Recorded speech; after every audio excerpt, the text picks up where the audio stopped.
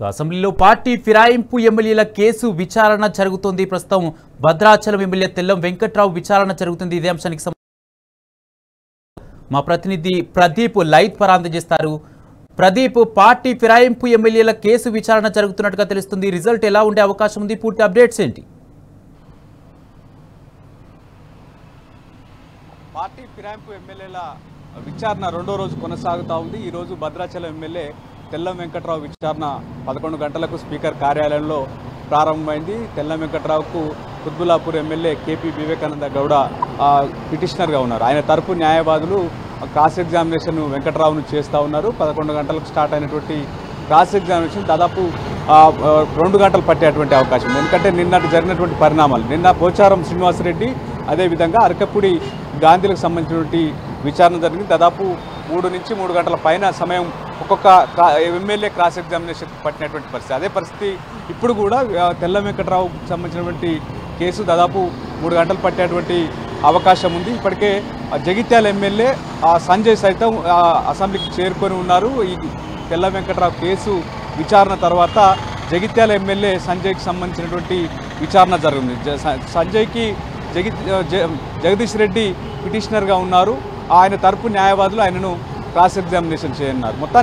మొత్తం 10 మంది ఎమ్మెల్యేల అనర్హత పిటిషన్ సంబంధించి ఏదైతే విచారణ జరుగుతూ ఉంది. ముఖ్యంగా 4 ఎమ్మెల్యేలకు సంబంధించినటువంటి విచారణ పూర్తయింది. మరొక 4 ఎమ్మెల్యేలకు సంబంధించినటువంటి షెడ్యూల్ విడుదల చేశారు. పిటిషనర్లను ఎమ్మెల్యేల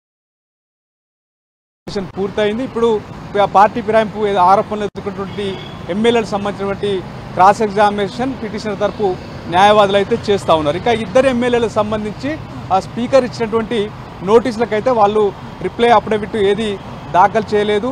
అయితే ఓవైపు సుప్రీంకోర్టు 3 నెలల గడువు విధించింది.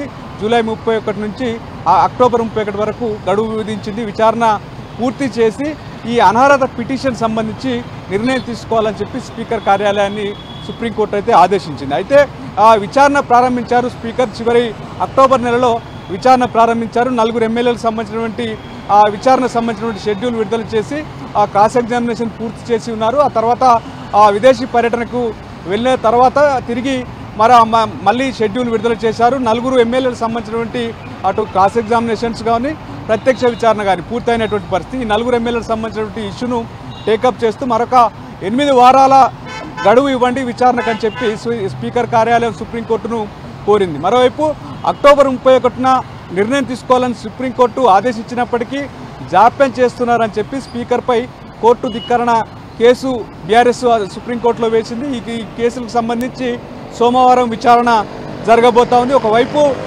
ఏదైతే గడువు పొడిగింపు అంశం పెండింగ్లో ఉంది, మరోవైపు రెండోది కోర్టు ధిక్కరణ. ఈ రెండుకు సంబంధించి సోమవారం సుప్రీంకోర్టు విచారించనుంది. ఈ నేపథ్యంలో అటు పశ్చిమ బెంగాల్లో తీసుకున్నటువంటి హైకోర్టు తీసుకున్న సంచలన తీర్పుకు సంబంధించి తృణమూల్ కాంగ్రెస్లో చేరారు. పార్టీ ఫిరాయింపులకు సంబంధించి డిస్క్వాలిఫై చేయాలని స్పీకర్ కార్యాలయాన్ని కోరితే స్పీకర్ జాప్యం చేయడం వల్ల వాళ్ళు అక్కడ హైకోర్టుకు వెళ్ళారు. హైకోర్టు సంచలన తీర్పు ఇచ్చింది. ముకుల్ రాయ్ సభ్యత్వాన్ని రద్దు చేసింది, ఏదైతే అనర్హత వేటు వేసింది. ఈ నేపథ్యంలోనే ఇక్కడ తెలంగాణలో పార్టీ ఫిరాయించినటువంటి 10 మంది ఎమ్మెల్యేలో కూడా కొంత ఏదైతే ఆందోళన మొదలైంది. సుప్రీంకోర్టు కలకత్తా హైకోర్టు ఇచ్చినటువంటి తీర్పు ఆధారంగా నిర్ణయం తీసుకుంటుందా అన్నటువంటి టెన్షన్ కూడా పార్టీ ఫిరాయించినటువంటి ఎమ్మెల్యేలు. మొత్తానికైతే సోమవారం ఈ విచారణకు సంబంధించి కావచ్చు లేదా కోర్టు ధిక్కరణకు సంబంధించి ఎమ్మెల్యేల అనర్హత వేటు తీర్పు వస్తుందో అన్నటువంటి ఉత్కంఠ అయితే తెలంగాణలో పార్టీ ఫిరాయించిన 10 మంది ఎమ్మెల్యేలో నెలకొన్నటువంటి పరిస్థితి. మరోవైపు దానం నాగేందర్తో రాజీనామా చేయించే యోచనలో కాంగ్రెస్ ఉన్నట్లుగా చర్చ జరుగుతూ ఉంది. అందుకు ఆయన ఏ రకంగా నిర్ణయం తీసుకుంటారనేటువంటి చర్చ కూడా ఉంది. మొత్తానికైతే ఈరోజు ఈ 2 ఎమ్మెల్యేల క్రాస్ ఎగ్జామినేషన్ ఉండబోతోంది. సాయంత్రం వరకు ఈ క్రాస్ ఎగ్జామినేషన్ జరిగేటువంటి అవకాశాలు కనిపిస్తూ ఉన్నాయి.